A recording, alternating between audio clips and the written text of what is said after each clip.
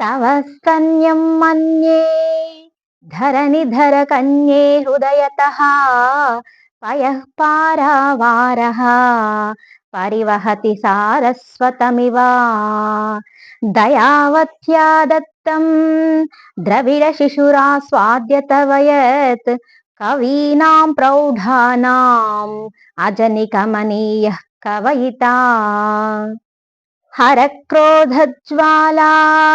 वलिभिरवलीडेन वपुषा गभीरे तेनाभि सरसि कृतसङ्गो मनसि जहा समुत्तस्तौ तस्मात्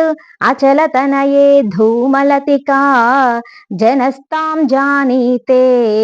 तव जननि रोमावलिरिति यदेतत्कालिन्दी तनुतरतरङ्गाकृति शिवे कृशे मध्ये किञ्चित् जननि तव यद्भाति सुधियाम् विमर्दादन्योन्यं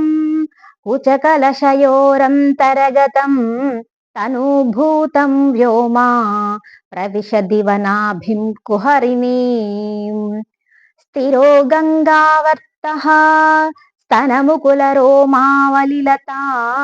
कलावालं कुण्डं कुसुमशरतेजो हुतभुजः रतेर्लीलागारं किमपि तव नाभिर्गिरिसुते बिलद्वारं सिद्धेः गिरिशनयनानां विजयते।